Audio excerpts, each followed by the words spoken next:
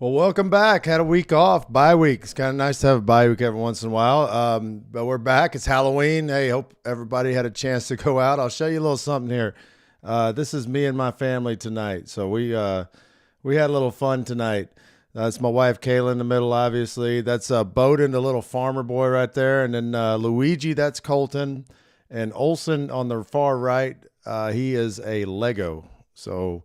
That's what we were tonight. And then the Lego got too hard to carry around, so he ended up being Mario. So it was kind of nice. It was a fun night for us, and we got a chance to go out and do a little trick or treating and have some fun with the family around the neighborhood. And here we are tonight. So trick or treat, we get to talk about a big Bengals win this last weekend. Going on the road anytime and beating an NFL team. But when you go on the road and you beat a team like the 49ers, that's a big win for you. And that's one of those wins that could be almost season. Like when I say season changing, it could be majorly season changing. And it could also be one of those things where it's like, okay, they're back. They wear orange and black. It's Halloween. Let's, to have a little fun with it. But there were some good things that came out of this. Now, again, you can look at the stat lines all you want. Burrow had 19 straight completions at one point. If you look at what happened on offense, really in all reality, like you had 283 yards passing. Mixon had 87 yards, 5.4 average. Just keep giving the dude the ball. Chase had 10 for 100. I mean, your guys were making plays.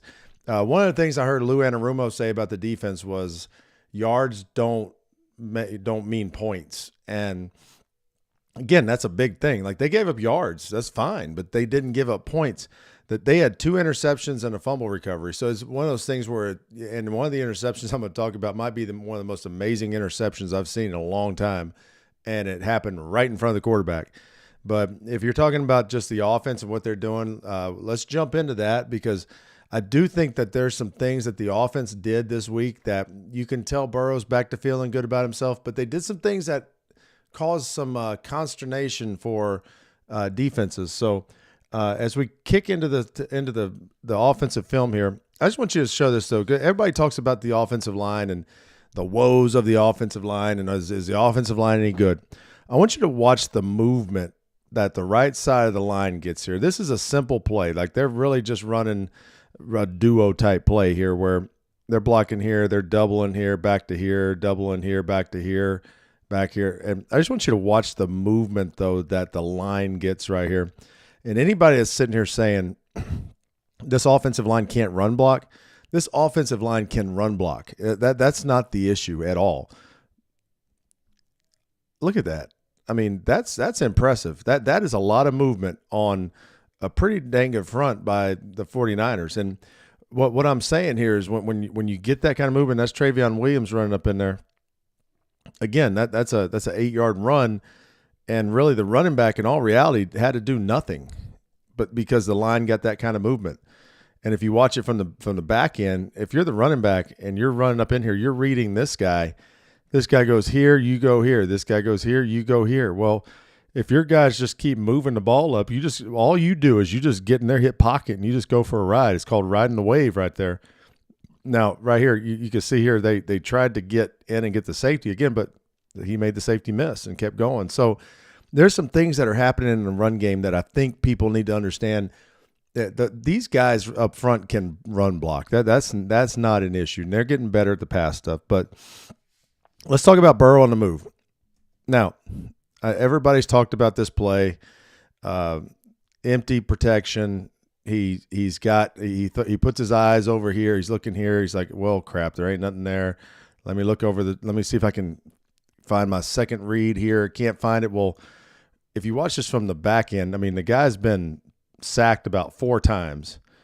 And the fact that this guy got out of this, and not only got out of this, but kept his eyes down the field and was able to still complete a pass for 10 yards. It's pretty unbelievable what he did. And I want to point this out. This is one thing I know this play has been talked about on many different levels and many different platforms. But one of the things I want you to realize is when the video guys, so I believe Kent Stearman is the end zone video guy for the Bengals still. Travis Brammer's the head video guy. He does the sideline. Kent Stearman's been the assistant for years. They do a great job in there. But I want you to watch when he starts to zoom in.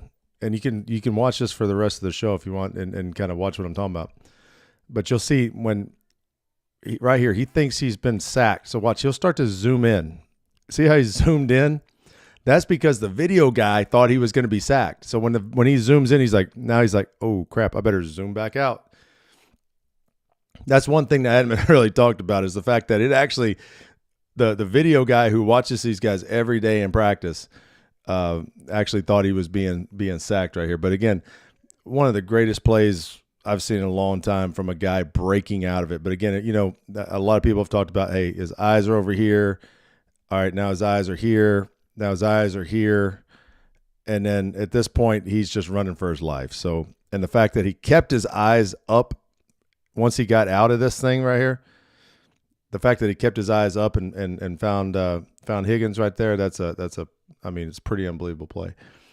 All right, now Burrow checks to a quarterback draw here. Now we talked about this in one of the previous games about how they were on like the 2-yard line. They were trying to score, so they're on the 2-yard line, and they had this exact look right here where there's nobody in the box. You have 4 down linemen, and then there's nobody inside the box, and that's because they don't think he's going to run the ball. Well, what he said was, you know what? Screw what you're thinking.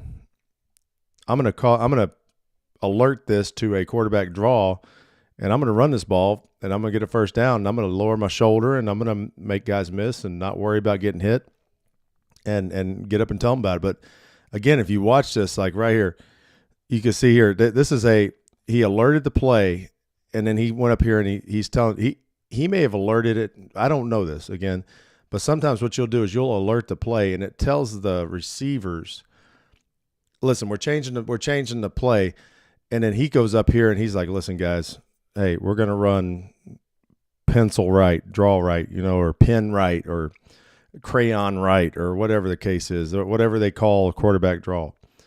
And you can see they're sitting here talking like, dude, we ain't got anybody in here. Look at that. There's nobody in there. Like literally there's nobody in that area right there. So point being is this, like, that's why you can do that. And now I will say it's like that, again, you're going to have, but again, you got 10 yards and that's a huge play, but that's why when you have a guy who can run and can do that. But again, 2 weeks ago, I think it was a Tennessee game. They were down there and they had that exact look on the 2-yard line, and he didn't change the play. Now this is going to end up being 2-man coverage. So if you look, so when I say 2-man, that means you've got 2 deep, and you're playing man underneath on everybody else right here. Man here, man here, man here. So everybody's playing. So as you see, there's the back right there. He's man. So you got five underneath. You got 5 guys playing man underneath. 1, 2, 3, 4, 5. And then you got your 2 safeties that are playing your deep half. Now, when you do this, gotta remember, when you're playing man coverage, you're looking at your man. You're not looking at the quarterback.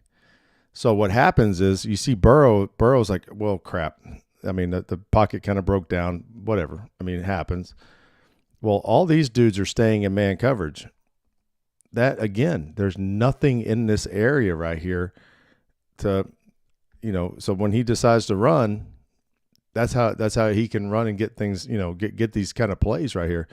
But again, you can see, I mean, he's not scared to take on guys. Now I want to show this to you from the end zone. And I want you to watch this guy right here. I want you to watch this guy. So what do quarterbacks mainly do right here? A lot of times you can see he's in that position where he's going to slide right there. I want you to watch this guy. This guy actually pulls up because he thinks he's going to slide.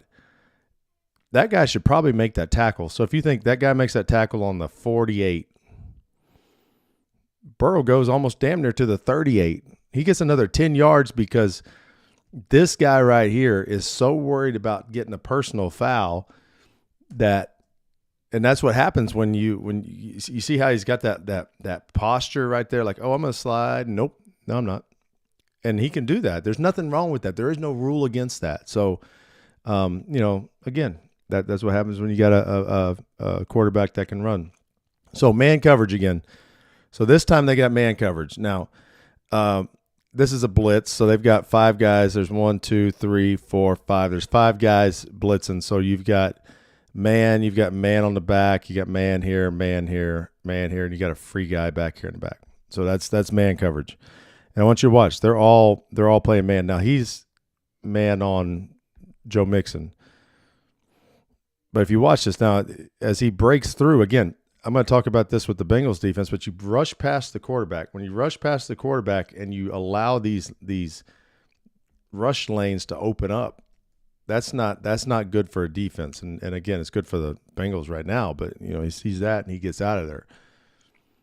But right there you can see, and I want you to watch this block right here. This block right here, I believe that's Huggins. I want you to watch him. He's like, I can't get turned around, but I'm going to basically like post block. I'm gonna post him out right here. I'm gonna get him down there like a center in basketball. He's gonna post him out right there. So it's like I'll get you. But why don't you watch this from the end zone?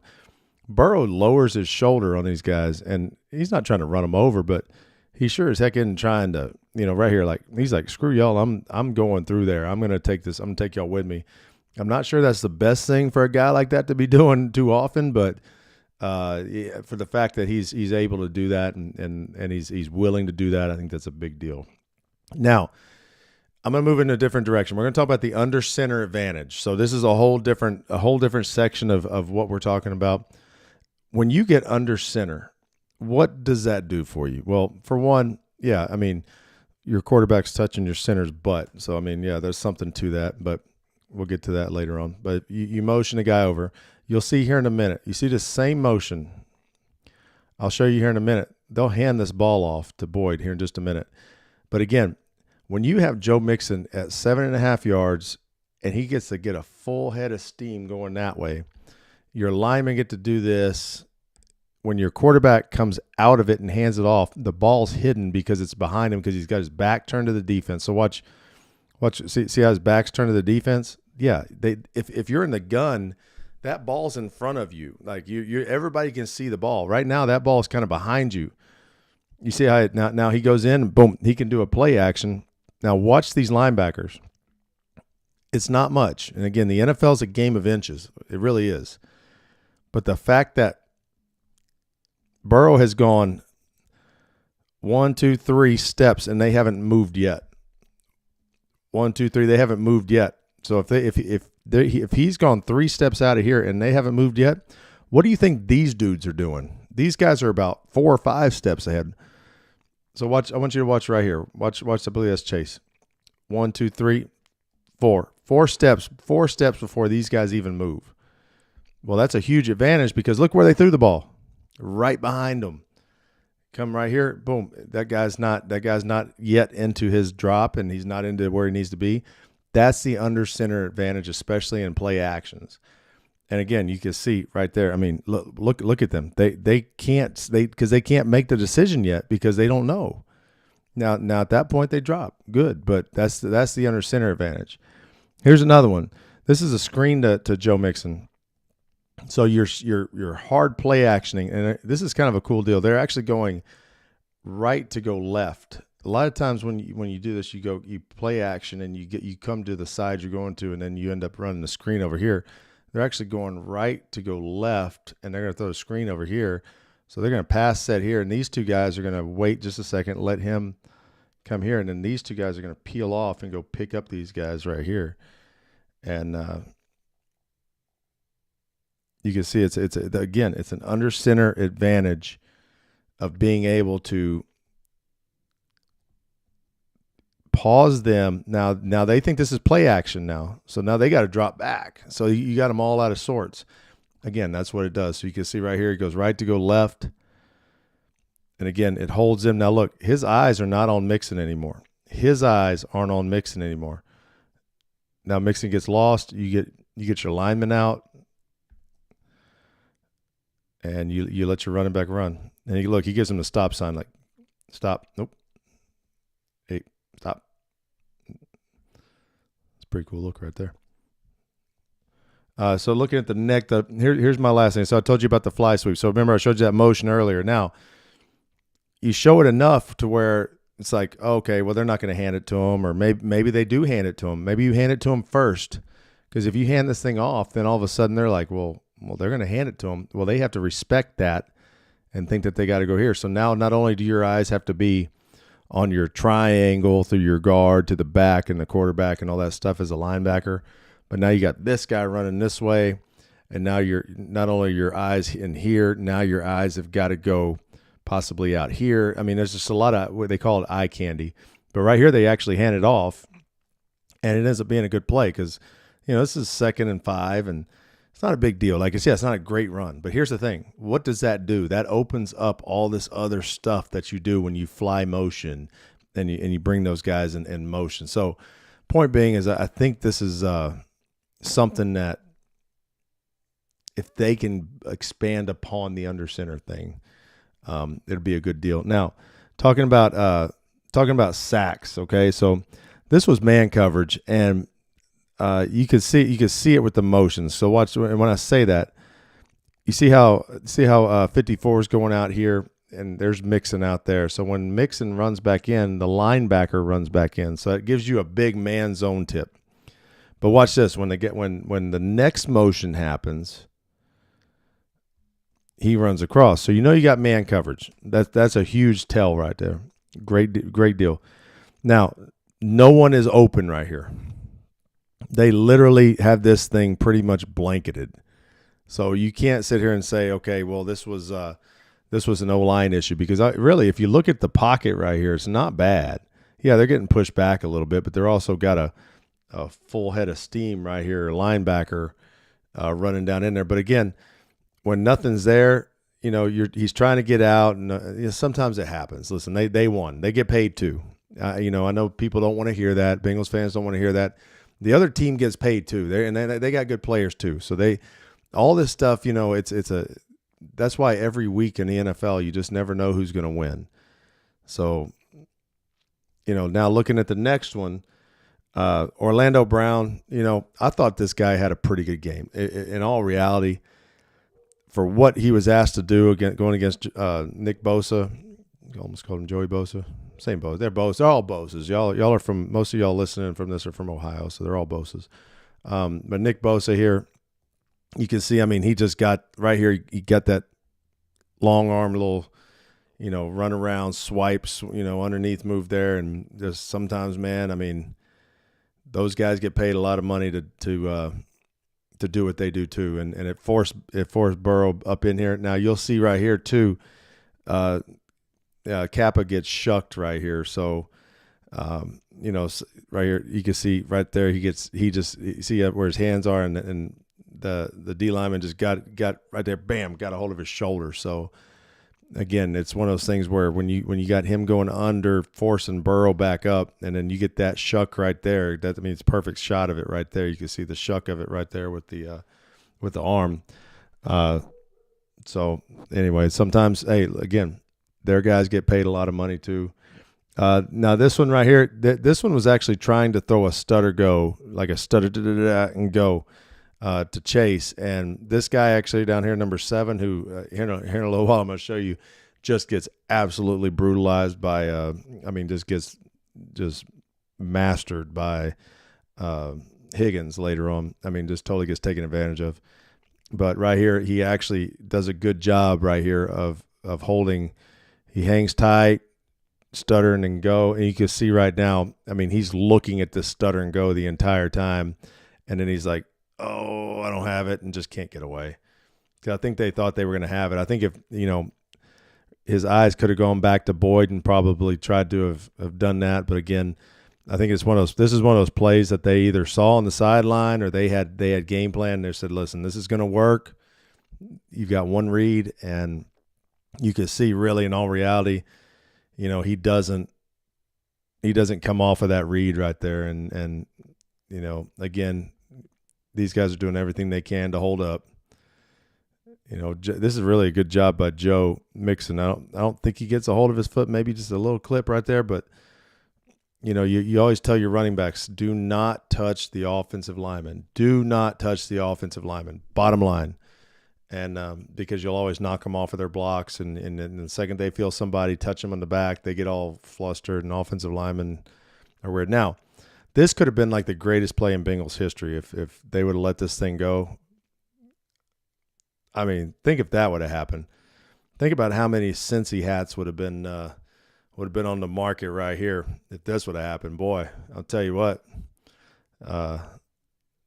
That would have been a fun thing to watch, just to see how long he carried those guys. But again, didn't count. So, all right, now chip blocks. We talk about just helping guys out. Now I want you to watch Travion Williams right here. We talk about chip blocks, and sometimes you just got to get a piece of them. And again, this is Bosa right here, and bam, you can see it from the end zone. I mean, when you get that much when you get that much rib cage that's exposed, go take a piece of it right there. And I don't care who you are. I don't care how much money you get paid.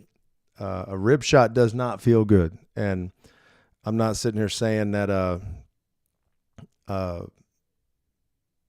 feel bad for him, because, I mean, I would much rather get paid Nick Bosa money and get rib shotted a couple times a week on Sundays. But again, I think if you look right here, that's a great job, because we talked about a few weeks ago about like, they were missing those chips. But look at the landing of the chip right there, right underneath the armpit. Got the arm up right here, and he's underneath the armpit, and that's about as good of a chip as you're going to get. And again, that's a heck of a throw. Those throws are not easy. All right, now this is a body presence chip, okay? So what I mean by that is, if you watch right here, Joe Mixon's not actually going to get a chip on Bosa, but the fact that he's right here, and the fact that just a minute ago he got chipped over here, watch what he does right here. See how he turns and goes up? He doesn't keep going up the field. That's a body presence chip. Yeah, Joe could have probably gotten a piece of him, but the fact that he didn't is okay, because look at the way Orlando Brown is setting. Orlando Brown is setting right here because he knows he's got that right there. So he sets knowing that, and if he does come back in, instead of oversetting and Bosa coming underneath like you've seen him do to a lot of tackles, that's why this, even though it looks bad, it did the job. It did the job. And look at this throw right here. I mean, toe drag swag right there. That's what that's called. Toe drag swag right there. I was been with Marvin Jones Jr. in 3 different places. I've been with him in Cincy, Detroit, and Jacksonville. And he was a master of toe drag swag, and so was Chase. And I really like that, what they're doing there. So I want you to look at the excitement right there. Frank Pollock, just getting excited. Get him, big man. Yeah. So now, if you look at this is something you don't see very often. Now they think that could have been a false start. Could have been a false start. But you know why it's not a false start? It didn't get called. Although there's some referees in the area that I'm in that throw about 50 flags in a JV and a freshman game, and good for you, brother. If you're listening, hey man, I forgive you, but sometimes you just got to put your flag in your pocket. But anyway, you got Chase here. Now, do you think they think Chase is going to chip him? Probably not. Probably not at all. But I want you to watch what Chase does. Boom. Chase chips him. Jamar Chase chip blocked. Why do you do this? There's 2 reasons why you do this. Why do you put him right here? A couple reasons.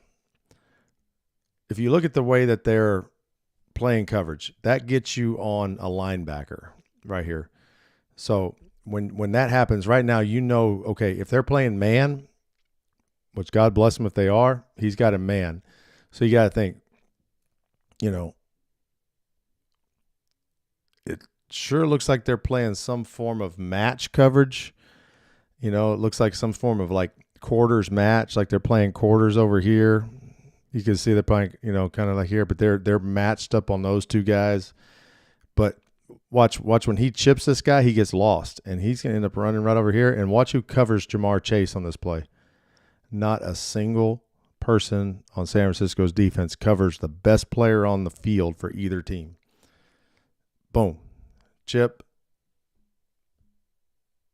Simple Stuff. But again, did they expect him to chip block? No, probably not. I don't know if they've done this at all. I haven't seen that. I'll be honest with you. I haven't seen this year. I've seen Tyler Boyd do this in previous years. I have not seen Jamar Chase do this. So I think that's a great wrinkle they're doing. When I was in Detroit, we had Kenny Galladay back when he was playing well, and we had a couple plays where we would chip him like this and get him lost, and he would come running out like just exactly like he's doing right here. And a lot of times you lose them, and shoot, they'll catch this thing and go score. And again, it's a great wrinkle. All right, now back shoulder throws by the offense. Now I want you to watch up at the top up here. They're going to throw this throw. Now this throw's incomplete, and this throw does not have doesn't get any kind of pass interference or anything. But here's what people look at when you're doing this as a coach. There's somebody that's sitting upstairs, and I've been in this booth in San Francisco, and you're kind of almost, I mean, honestly, like what I'm looking at and what we're looking at right now is kind of what you're looking at from the booth in these NFL stadiums. That's the angle you're looking at. So what they're saying up here, Callahan's probably sitting up here going, man, we got that. They should have called that interference, which they should have probably up top right here. They should have probably called that interference. Well, they didn't on this play. So here's what they did. The very next play, different set, different formation, different play probably, but they said, listen, you run the same thing. And you know what? It looks exactly the same. I mean, it looks exactly the same. Now, what's the difference? This little yellow thing popped out right there. There's a little yellow thing on the field right there. That's what the difference is. So they ran it twice, but this time they said, you know what? Here, I'm gonna give it right back to you, and we're gonna either get the catch or we're gonna get it. And it's pretty amazing when you see that and you say, yeah, no, I believe that was two different. But it was Huggins the first time and Chase the second. It doesn't matter. Point being, it's the same route. It's the same guy. It's the same defender. It's the same number 7 for San Francisco. And you say, that's the guy we're going to go after. And when you see it up top, you call down, you say, hey, listen, you need to throw that back shoulder 9 stop. Or, I mean, it could just be a go route called, and they just know, hey, based on the type of coverage they're getting, that's what they're doing. But I just want to point out that was pretty cool. They did it on back-to-back plays. I am going to apologize for having so many offensive plays, but when you have a game like you had the other day offensively, it's kind of fun to watch some of this stuff that they're doing. Now, this is a chasing style of route, not a chase route, okay? Not a Jamar Chase route, but this is a chase route. They're going to chase each other, and then one guy's going to break here and one guy's going to break here. So what happens when you chase defenders like this? So if you get right behind these guys and you chase them right here, it's hard for them to decipher right now, well, is Jamar Chase going to break this way? Is he going to run up here? Is he going to break this way? Is he going to go straight? The guy that's chasing right behind him, was he going this way? Is he going this way? Is he going to go this way? I mean, what is he doing? So again, it puts the defense in a predicament here of, because look right here, they're going to chase each other right in between all of these guys. There's like it's almost like they just made a little canal in the defense right there, and they said, we're just going to let you run right through it.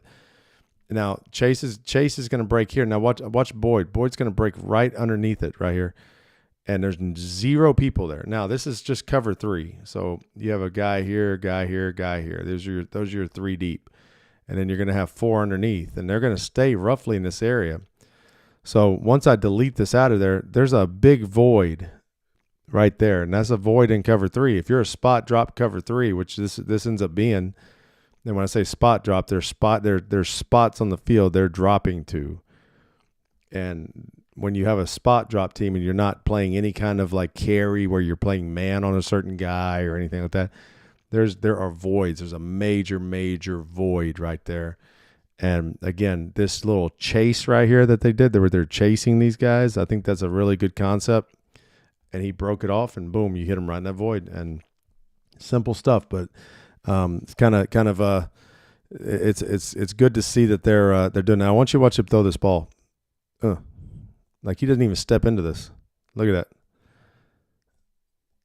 That's again when you've got that kind of talent, you can do that. Now I want to show you this play. I thought this was kind of cool. So Trenton Irwin, I think everybody's a fan of Trenton Irwin. That's a Bengals fan. Everybody kind of feels like, hey, this guy does a lot of things that, the other guys do. He just he's just a guy, but he does all the stuff he's doing. But I want you to watch right here. So this is Tyler Boyd. That's Jamar Chase right there. So you'd think all of their eyes and their attention is going to go mainly to these two guys. Well, they're going to end up dropping into a cover two, and it's kind of a tricky two if you want to call it. It's like a Tampa two here. But if you watch this, so Trenton Irwin's going to end up running underneath all this. Watch the eyes of all these guys. Even this backside linebacker, he knows right now that these two guys are right here. Well, Trenton Irwin breaks in. Now watch this guy. This guy's still running over here like he's running over to cover somebody else. It's like he's running over here to cover Chase. But it's that right there. So that's the amount of attention that these guys take away from somebody like a Trenton Irwin that can still make plays. Boom. And you make the play. And then look, because 57 here said, you know what? I'm so obsessed with going over here and covering these guys. Oh, shoot. There he goes. And he runs right past him. Huge play. Those are big plays. And again, they're simple stuff. And it's not like, because watch him right here. There's the ball in the air right there. If all he's got to do is go right here, he makes this play. But look, his eyes were so concerned with these other guys that he ran around. So again, that's what, if you continue to take your star players, let your star players touch the ball, don't get me wrong, but have a package to where your star players become the decoys for everybody else. And I think that's something that you're doing. So we are on the just so we know, we're on the pass game analysis here on the bottom there. So these are not back shoulder throws. That was not a back, although it could have been a back shoulder on that on that linebacker for sure. All right, so again, now we're on the touchdown passes. All right, so touchdown passes. I think this is what everybody wants to see. So this was early in the game. So Tyler Boyd's running across. Now, from everything that you guys have seen earlier, so when people run across and a guy runs across, you can sit here and go, cool, man coverage. So what this is going to be they're going to try to grab a guy here. And they're going to run a guy up here, and Tyler Boyd's going to kind of run over here. And when Tyler Boyd runs out here, he's got a decision to make. It's almost a choice route, but this is what people call a quick seam, an F post in the Don Coryell the digit system, 525 F post. Somebody have heard that, but anyway, this would be like an F post. So they're kind of running over here. Well, if he plays over the top, he'll break it in. If this guy kind of hangs tight right here, he's going to break it out. If they play zone, he'll just come and sit it right in there. But watch what he's going to do right here. So these two guys are going to leave.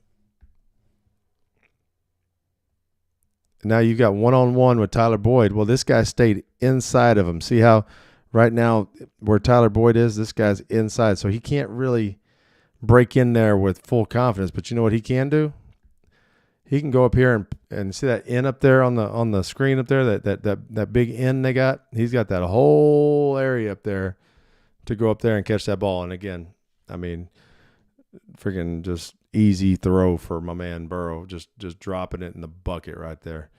And again, that is something that's not something that just happens. I know Tom Brooks is over here in the chat, says a lot about execution and timing. 100%. It's timing, execution. But here's the thing. Those guys have played. Boyd has been on the Bengals since I was on the Bengals. We drafted Tyler Boyd in 2016. I was on the Bengals with Boyd for 3 seasons. Boyd's been on this team for a long time. He's played with Burrow the entire time he's been there. So when you're talking about guys who have, that kind of confidence in each other, that's what you need. So now this one here, everybody keeps talking about this one being kind of a weird play, but if this is like a free play, so you know those plays that you have when you're way out in the field, like you're somewhere way back here, and a guy jumps off sides and then everybody just runs deep. Well, when you get inside the 20, you can't run deep anymore. You're going to run out of bounds. So what do? If you snap the ball, you kind of run the play you had called. Okay, so if you have a pass play called, you end up running that pass play. And you can see they're blocking, and they had some sort of crosser here. They probably had a couple fades and a little crosser route here, something called, I can't tell you what it was. But if you watch here, that got them kind of off balance. Now, there's no rush. So Burrow just kind of hangs out. Now, here's Yoshivas. And again, my man number 7 up here, Ward, having a rough time. And you remember against Seattle 2 weeks ago, and it was in this area of the end zone, they tried to throw a pop pass to Yoshivas. Well, Yoshivas came up here, Burrow rolled out to the way, and he ran to the front of the end zone. Watch what he does right here. Maybe they should just throw scrambles to the front pylon on Yoshivas all the time. I mean, it seems to be working for him. So there's your free play. And again, why is it called a free play? Because let's just say right there, they snap the ball and Burrow throws an interception. It's a free play because he's offsides. It doesn't matter. They're going to get it's a free play. So go do whatever you want to do. Throw the ball to whoever you want to. Like, take a chance right there. Take a chance right there that if that guy makes a play, then screw it. I mean, it doesn't matter. So now the last touchdown pass, this is a screen and go. So they kind of throw these little bubble passes here, and so he blocks and they throw it to Boyd, and they throw these little bubble passes. So what you're gonna see here is they're running a bubble pass with Boyd. Boyd's gonna run his little. Boyd's going to run like a little bubble. He's going to kind of block and go. Well, it's man coverage. And if you're going to play man coverage on Chase, and then look, he's looking, his eyes are looking here like he's going to go block. So this guy kind of loses his eyes for just a second. For just a second, his eyes go to Boyd. Well, just a second with number 1 is just enough to say, oops, there you go, buddy. So you see how this guy stops his feet? Just enough. So again, it's not that they had a fade route called.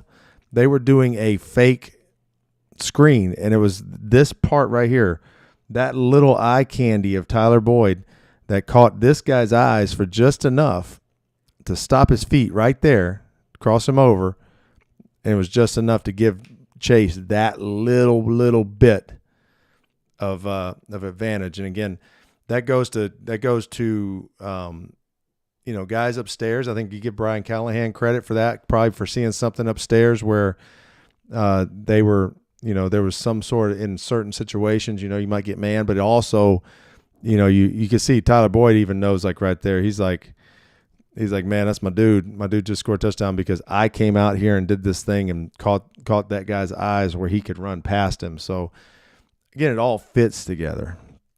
All right, the last thing I got with the offense, I got 4 plays, and I just want to talk about this. This guy, Joe Mixon, for any of you guys who think he's lost a step or that he's not the guy he's been or he can't carry this team, if you need somebody to carry this team that's not number 9 and not number 1, I'm telling you right now, it's that guy right there, number 28. Number 28 is the guy. So what's going to happen here, now I want you to watch this right here. When Joe Mixon hops across, so right now, if he's on this side, normally you think he's going to run to this side. So that's why they've got him out here in a 9. That's why they've got him kind of wide. That's why they've got him where he's at and him where he's at, because they're thinking if he does run here, we can set the edge. We can do this. Now watch when he moves over. Watch when he moves over to the other side. You see how Bosa moved in just a little bit? He moved over a little bit. He moved over a little bit. That's because now you're thinking maybe he's going to run over here. But here's what's going to happen is, watch. They're going to run a tackle trap, which I think is a great, it's almost like a tackle wham or whatever you want to call it, but they're going to bring him and actually trap him. They're going to block him back, block him up here, and then they're going to block here, and here. And it ends up being there's just a small window right there, but he's going to get in here. He's going to be one-on-one or one-on-two with these two DBs. And I want you to watch this. If you think this cat's lost a step, then apparently your eyes don't work. I mean, yes, he gets tripped up by this guy, but again, you're 1-on-2 right there, and he keeps his balance enough. I mean, he goes another 15 yards. Watch this from the end zone. Watch the, boom, boom. There's a small hole right here, and he ends up, yes, they're not blocking these guys. But here's the thing. Number two things. If you're ever running on a free safety, that means you've done something right. You've gotten to the third level. If you're ever running on a corner, I remember I used to tell these guys, listen, if you're running on a corner and you get tackled by a corner, you might as well just keep on running to the sideline because corners are not paid to tackle. So watch who makes the play here. It's the safety who just grabs his foot. Yeah, and the corner comes and jumps on his back. But again, I will take a running back on a free safety, a deep safety, or a corner any point in any level because really they're not supposed to do that. Now, a lot of people have talked, if you guys are Twitter heads or X heads or whatever, that didn't sound good about X head, but if you're those guys who hang out on Twitter or X, whatever used to be called Twitter, Instagram, TikTok, y'all have seen this play. Now, this is a bend back. So I worked with Frank Pollock for a year, okay? So I can speak from experience with this, okay? This is one of his favorite plays. This is it's a bend back play. These guys are really reverse blocking. They're blocking as if, let's say you handed the ball off to him and he was going to run around here. They're going to block like this. They're going to block like a reverse. And watch what they do. That's reverse blocking. That's not blocking as if the ball is going to go over here. This ball is not going over here.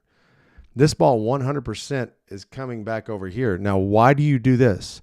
It's because you've got a fast up the field rusher that you can bring your other tight end over and just get in the way of. Now, again, like I said, let's just say he handed the ball off to Chase right here. All these guys are blocking as if it's the same. It's the same blocking scheme. It's the same exact blocking scheme. So if you watch, he's going to rush up in here and he's going to come back right around here. And these guys are going to hit here, go up here, try to cut off, go here, try to cut off, working here to cut off. I mean, that's what they're doing. It's a reverse style blocking. They are not blocking for this play to go right here. This is like bend back. This would be like a 12 bend back or, a 92 bend back. But again, that is a design play. So when you see this kind of play and you see how all their butts, right here, all these guys are facing that way because they're blocking for this ball to go here. I think that's a pretty cool thing. And Frank Pollock does a great job with this stuff. And again, this goes back to Dallas when Frank Pollock was the O-line coach at Dallas, and they were just leading the league every year in rushing, and Zeke Elliott was doing what he does. Don't forget that that's the same guy that does it. People don't forget how to coach. Okay? Just throwing that out there. People do not forget how to coach. Joe Mixon does not forget how to run. I can guarantee you that. All right, duo. Now I want you to watch. This is actually two straight plays, okay? So I'm setting this one up to set up the next play. So this play is he's basically running in here. He's really reading a linebacker, but I want you to watch how this defense, everybody on defense crashes inside. Well, when everybody on defense crashes inside, he's going to bounce this thing around the edge.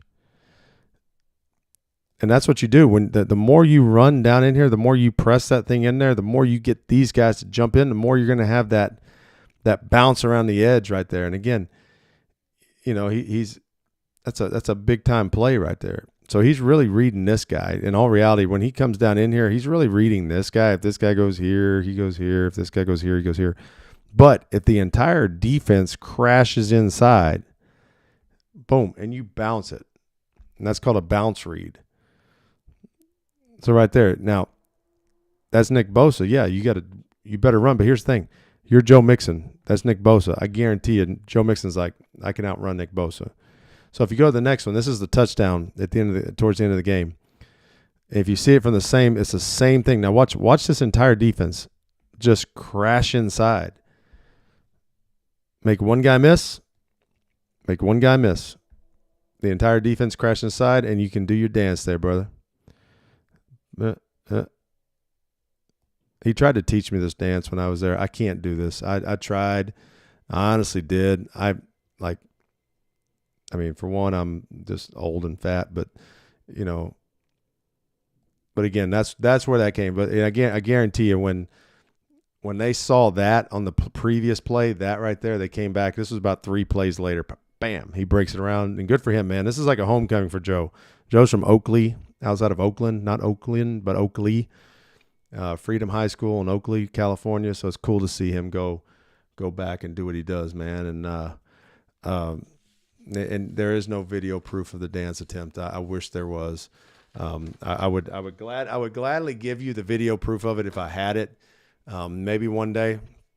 I would love to have the chance to get up to Cincy, and we could have a live show up there one day, and we could try to get Joe to come over there, and we could all teach dances, and I could teach him my dances because I got some great dances. Also, I sing Vanilla Ice, Ice Ice Baby really, really good on karaoke because it's my go-to. So, but that's neither here nor there. Now, so that was the offense. That again, I had like 25 clips of the offense right there. That's by far the most clips I've had, but again, it's just one of those things, like there's so much stuff that they did that was hitting on all cylinders, and it was fun to watch. And sometimes you just got to have a little film time here. All right, moving on to the defense. Now, again, when you talk about the defense and what they did, they gave up yards. There was yards that were given up. And I thought it was pretty cool that Louis Anarumo came out and was like, yards don't equal points. And it's true. Yards don't equal points, and that's on offense too. You can have 500 yards of offense and 7 points. It doesn't matter.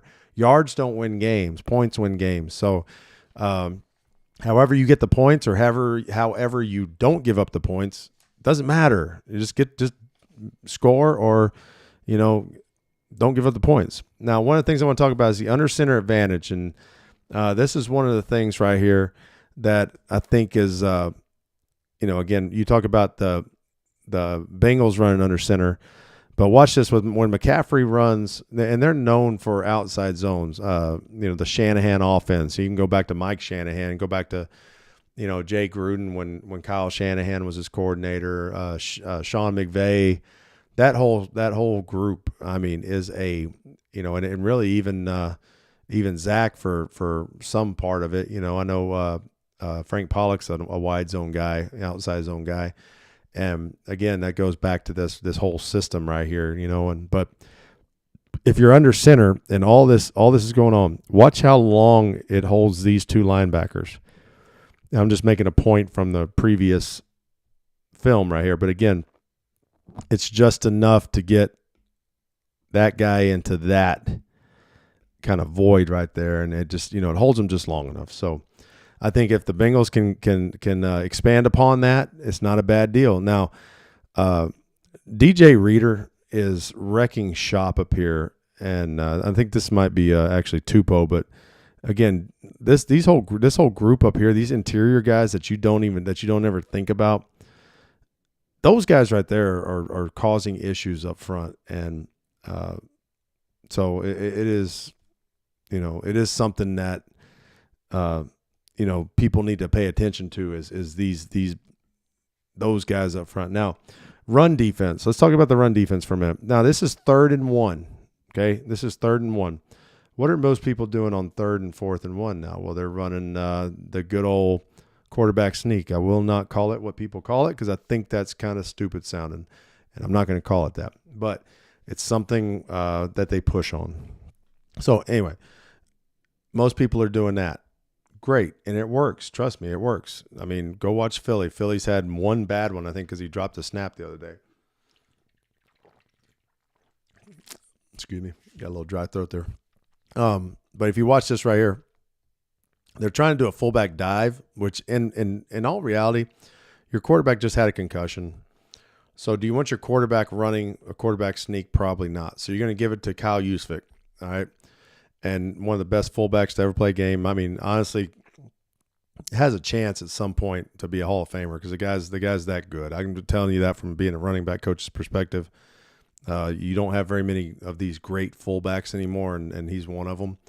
But the fact that, watch what happens right there at the nose guard position. Watch this right here. I mean, this is DJ Reader kills this play. He takes the center and pushes him straight back into it and then falls off of it. You see it? Yeah, he falls off of it. But watch what he does when he falls off of it. He causes a pile with the rest of them. And again, just the fact that they have edge rushers, you got these interior guys, and I'm going to show you this play. All right, this is one of those ones. This is a perfectly timed blitz. Now, I think they might have had some. This goes back to Arroyo and the game planning. When they line up in maybe this formation here, this bunch formation and whatever it is, but Mike Hilton's going to blitz off the edge right here. He's going to blitz he's going to get through there so quickly right here. And it's a perfectly timed deal with the snap count and the fly motion that you don't have a chance. And again, I think it has something to do with the fly motion, because if you watch, a lot of times these guys, if you study them enough, those fly motions will tell you that if he's under center, he's going to snap it right there. And then you run straight in there and bam. But again, that goes to coaching. That goes to film study. So if you're a football player out there listening and you don't watch film, you're wasting your time for not watching film. Watch film. Find tendencies. Find things that the other team does. Because right now, that's what got this play made right here. And is that just, it's one play? Sure. But here's the thing. How many other plays is Mike Hilton making because he's been watching film and doing things the right way and studying and being the best football player he can be? Again, going on a tangent right there with that. Now, going into coverage issues, there are some coverage issues still, and I think one of the things with the man coverage that you've seen in the past game, in the past games, and trying to kind of figure out how to get these guys in a better position. They're getting better, and I think the secondary is well coached and they're doing a good job, but they're in man coverage right here, but they're going to tilt the safety. So when I say tilt the safety, that means instead of the safety being right in the middle of the field, when McCaffrey goes out here, which we all know Christian McCaffrey is, pain in the ass to anybody that's trying to stop him. So you can see here, they're in man coverage. So he's man. Now when McCaffrey comes out here, he's man on McCaffrey. He's kind of playing the hole right here. So he's like a free player too, but he's man. But what they're going to do is they're going to say, this guy is going to play that side of McCaffrey. He's going to tilt over here to this side. He's going to play this side of McCaffrey because this guy's got him man. And not that, I believe that's Logan Wilson. Not that Logan Wilson can't cover him man, but you got to be smart with it. So you can see how he's got a man. He's kind of got the inside. He's kind of got the outside. And the rest of these guys, you're on your own. But the coverage issue here is now when this skinny post right here, so he's going to run right here, right here, kind of hit right there. And I believe Anarumo even said, he goes, hey, listen, we were trying to take McCaffrey out of the game. This is what he's talking about. So when he said, I'm trying to take McCaffrey out of the game, you have three guys basically on McCaffrey. And, there's Kittle, who in all reality, you probably should have at least two guys on Kittle too, because he's that kind of guy. But right there, he's going to hit that just kind of skinny post right there. And the fact that he was just too far over because of McCaffrey, that safety wasn't able to get over there, and they were able to take advantage of that. Again, but that goes back to Anarumo saying, listen, we were going to give that up every once in a while. And sometimes you got to do that. You got to give up some. If you got this many good players and you just say, listen, we can't double them all. You choose one and you say, okay, if the other one beats us, the other one beats us. But heck of a throw, good play call. Again, now this is a cover 2 beater. This is later in the game. This is fourth quarter, I believe. But they're doing they're running him over here. He's actually in protection. They're going to run Kittle right up the middle of the field. And you can see they're kind of breaking out to cover 2. And Kittle's literally going to run right up the middle of the field. And dink. And just, I mean, listen, it's a good play call. It's a good read by the quarterback. When you got good players, sometimes, listen, it's going to happen. Again, cool. You gave up 35 yards. I don't believe they scored on this drive. So, it ends up being one of those things where your good player got one, but that's why they got that one, because it was a cover 2.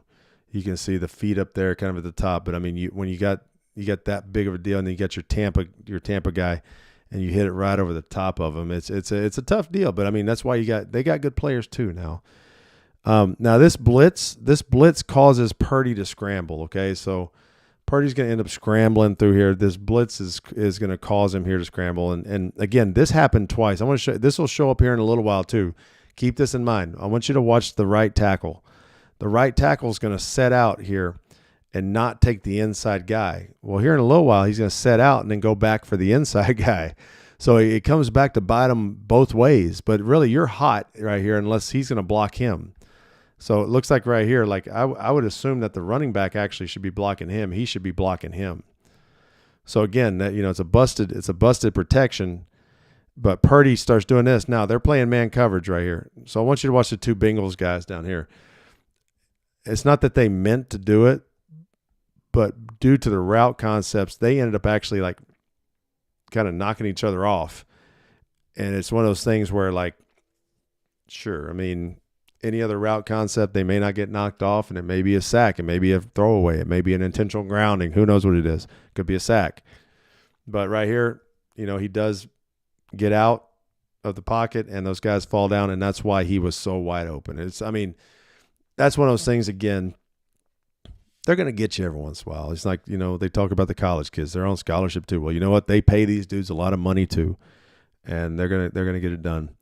Now, again, we're talking about the blitz fire zones. Now, watch. They're really, in all reality, they're blitzing kind of both of these guys on the outside, but their job is also to not allow.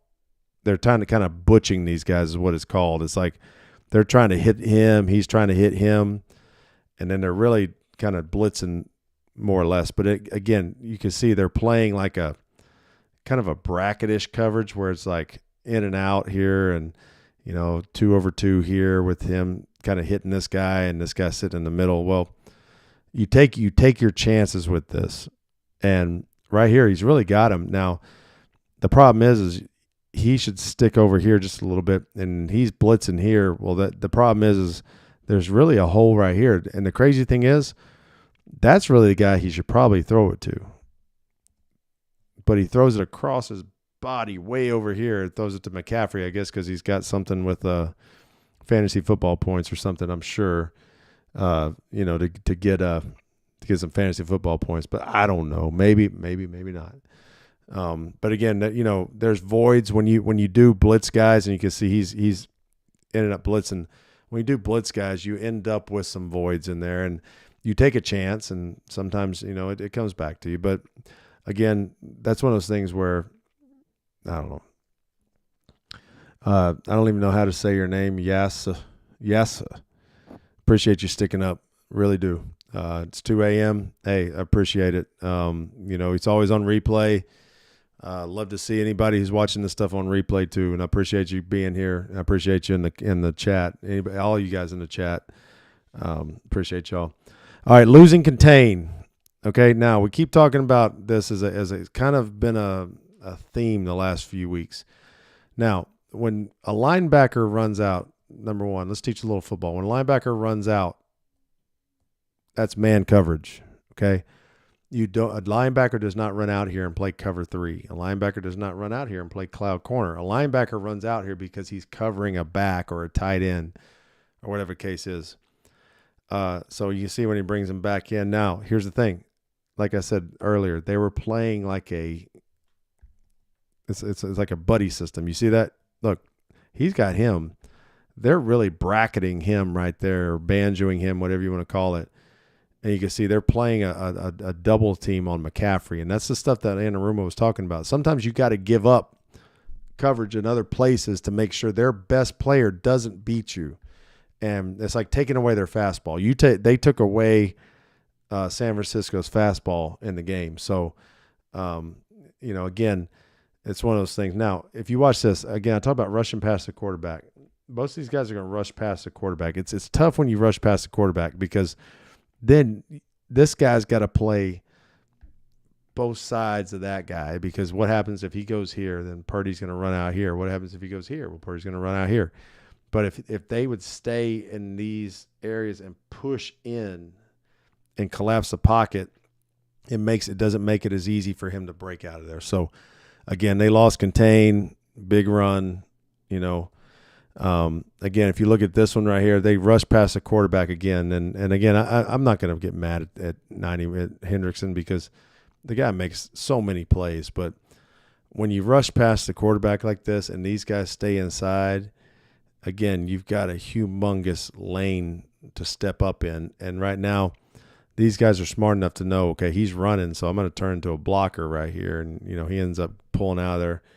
And, well, you thought he would, I guess. But I guess he's still wanting the ball. That's McCaffrey, I guess. McCaffrey wants the ball. That's not – that looks like my 4-year-old when he first put on his Halloween costume, he actually tripped and fell straight forward. So he kind of looks like that. But you can see right there, when you rush past the quarterback, there's a humongous area right there where nobody is, and that's where you can, make hay as a quarterback. Now, this safety blitz went too high. So you get the safety blitz, and it's a good play call. It's a good play call because, look, right here, in all reality, he ain't blocked. Now, as a blitzer, there's an upfield shoulder. So you got the downfield, upfield. So you really want to shoot for like the shoulder on this side right here, but you don't want to be past it because your job is contained. Your job is to keep him from going here. So you need to rush right at that shoulder right there. Now watch where he rushes. He's rushing kind of at that angle, knowing that he could do it. He's not under control. He's got to be under control and continue that angle. So when he does step up, he's got to continue that angle through that shoulder. And he ran right past him. And at this point right now, look, they've got a wall built. You got a guy here. And again, you lose contain there. And it gave him that little hole right there to pop into. And he was able to find, a guy. But again, you just can't, you got to know the type of rushes you're getting, those kind of things. Now, this last one here, again, lost contain right here. If you watch right here, now instead of rushing past the quarterback, he's going to rush kind of inside, gets kind of stuck right there. And again, there's a lot of room over here. And if you let him get outside, that's what happened right there. You got here, and then again, you lose your contain, and then next thing you know, this is probably one of the most dangerous throws as a quarterback you can make. He's going to run over here. I don't know what made him think I'm going to throw to this dude right here. But he said when he got over here, I'm going to throw to my man way over here. That could have been a pick six for 98 yards. And it is what it is. They caught it. Now this is a quarterback hit because this is kind of going to lead into the sacks, but this is a quarterback hit. And Hendrickson right here, I was talking about there's times where you might lose contain or whatever the case is. I mean, screw that sometimes. With Hendrickson, you just say, listen, man, just go dominate my man. Bam. I mean, because the same thing he just did. It's the same exact rush he just did where he came in, pushed inside, but right here, look what he does. I mean, he just takes this guy and pushes the tackle back right into the quarterback. And you can see right here, the tackle tries to flop. And when I say that, watch his 2 feet land. He's going to try to reset his 2 feet right there. See how he tries to reset them? Well, when he does that, he got underneath him and he pushed him backwards. And see, he lost all his balance. And you get a quarterback hit and ends up being, you get in these guys' heads. I'm telling you, those get in the quarterback's heads the more you hit these guys. Now, talking about sacks. Everybody loves sacks. Now, this blitz caused the right tackle. Remember I talked about earlier. It was the same blitz. You got this guy here and this guy here. Well, the right tackle earlier decided he was going to go out, and he left this guy all alone. Now, watch what's going to happen here. He's going to be like, oh, I need to stick with my dude. I need to stick with my dude. I need to stick with my dude. And then he's like, right at the last minute, he comes off on this guy outside, and Hubbard's able to make the sack here. But my point is like, as an offensive lineman, you always stay with the inside guy, especially if you know you don't have help. And right here, the way they're setting right here, they're setting all over here. He knows that guy has to know he doesn't have help. And again, right there, that I'll show you right there. That is not a good position to be in if you're number 68. Not a good position, because you do not want, number one, you do not want to let arguably one of the better defensive ends in the National Football League just go scot-free inside to go block an outside blitz. Anyway, so I thought that was a good job by what they did. Now, the last sack they got, again, Hendrickson, I think, was a heck of a pickup about 2 or 3 years ago whenever they got it. Yeah, my man, the tackle here, he had no chance. Now, again, here's where the great. This is the difference between good and great when it comes to defensive players. Sure, you beat your guy and you're gonna go sack him right here. All right, get that sky cam out the way, but you're gonna go sack him. The great players know to go after that ball right there. See, he's going after the ball. Yeah, he's trying to tackle him, but he's also trying to swipe his arm. Watch his arm swipe. He's going from up to down. He's not just reaching. He's going up and down. He's trying to grab his arm. And that's what makes good to great. And again, big play right there. All right, we had a few interceptions in this game. This one here, I think this was a wrong route combination, and I'm only saying that because you usually don't have two receivers that close to one another right there. And I think if you look, they're really running the same route. So I'm not sure what they were trying to run here. You could have a lot of different things. You could have him going up the seam, him going here, again, but to have two guys in the same spot right there, I'm not sure that's correct. Now, there's zero chance he saw Logan Wilson here. If you see this from the end zone, if you see the stripe of his helmet's looking right here the whole time. And when he goes to throw it, like, there's no way that he thought he was going to thread the needle in there.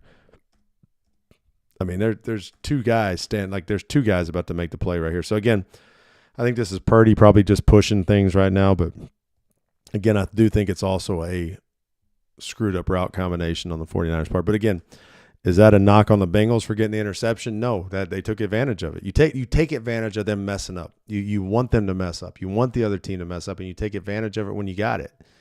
Now this one is these are swirl routes, and when I say swirl routes, I'm going to let this develop here. I'll show you. So he's going to go sit right over the middle. McCaffrey is. These guys are going to run up here and kind of do this. See how they're kind of running like a corner stop. And McCaffrey's right over here, and this guy's in the flat. Usually this guy right here should be in the flat too. Kind of turns into a hankish type thing for you football coaches out there. 5 on a die. Usually you've got those kind of guys, and it looks like a 5 on a dice. If you had a dice, it looks like a 5 on a die. But again, if you watch this, they're trying right now. This is 2nd and 16-ish. 2nd and 16. So they're trying to throw the ball to McCaffrey here. In all reality, you probably should throw that guy. If you're telling the quarterback to read, throw this guy, or hey, throw this guy and let him run, whatever it is. But they're trying to get the ball to McCaffrey, and you can see right here, I believe this is Hilton. He just kind of hangs, and then bam, he runs right in front of it. And it's not that it's that great of a play, but it's a who is that? And you got to respect the fact that Hilton goes, cool, I'm watching the eyes of the quarterback, and the eyes of the quarterback are going to their best player, and nope, here I come. So, again, really good thing. Now, this might be the most unbelievable interception I've seen in a while. Now, this is all this is. All this is. This is decoy. This dude right here is a decoy. He's decoy right there. They are running. He's going to run here. and then he's going to run a shovel pass right here. They're reading him. If this guy goes up the field, okay, they're going to shovel it to this guy. If this guy crashes down, they hand it to him and let him run around. If you watch it right here, so he kind of crashes down, but the shovel pass is not there. And he should have probably handed it off, but he saw this guy here. So he tries to shovel it again right here. And now it's just a dead play. Now it's just a straight dead play. That's all this play was. This was not a pass play like a downhill pass. You can see he's even blocking. He's blocking for this. That's what he's blocking for. That guy's blocking for that. I guess McCaffrey's. So McCaffrey he's blocking here. McCaffrey would be blocking here. You'd hand it to him and he'd run in. But he decided to pull it. And then at this point right now, he's just he sees this guy and he's trying to throw it to him. Now Pratt hits the ball right there and it goes right into his hands. This is unbelievable. I mean, like hits him, dink, dink, right in the helmet. Dink, dink. I mean, that to me is like, and that's a game-changing play right there. But you can see again, all they're doing is they're not blocking Hubbard. They're not blocking him at all. They're reading Hubbard. If he goes down, he should hand it off. Right here, this should be a handoff. Like he should hand that off, and that guy should be running around, and McCaffrey's blocking, and who knows if he outruns those two guys. I don't know. But I think it's a bad read. He's trying to shovel it to him. Well, that's dead right there. The read that Hubbard is unblocked to tackle Kittle. So again, Purdy makes a bad decision, but the fact that he taps this to himself is one of the most impressive interceptions I've seen in a while. And again, game changer. The flag was not for I think it was a legal man downfield. And but there's a lot of things in this game that that kind of went the Bengals' way, and I think that they're forcing that. And people can say all they want, like, oh man, that the 49ers gave it to them or what. No, I mean, here's the thing: teams give you opportunities to make plays, and when you make plays, on you. I mean, that's what it is. But you got to make plays as a coach. You always tell your players, listen, we can try to put you in the best position available, but you have to go make the plays. And when they give you a chance to make a play, you better make it. And I think the Bengals are taking advantage of when they're, making the plays when they need to. Now looking forward, the Bengals are 4-3 now. I mean, they're kind of right back in it. I believe they're a game and a half out of first place and over 500 for the first time this season. Now it's kind of a cool deal. They got the Buffalo Bills coming in this week. Again, this is the first time the Bills are going to be back in Paycor since the DeMar Hamlin thing happened this past January. And I think, it's going to be a cool deal to have those guys back. I know there's the Bills are kind of, a team you want to beat and all that. I don't want to call them a rival, but they're one of those teams that are kind of in the way. And, the Bengals beat them in the playoffs. But, again, with the connections that the Bills have with the Bengals and especially in that stadium, going to be a big deal to have the Bills back in that stadium. But Buffalo has not looked the part this year. They have not looked what people thought they were going to be. They've struggled on both sides of the ball.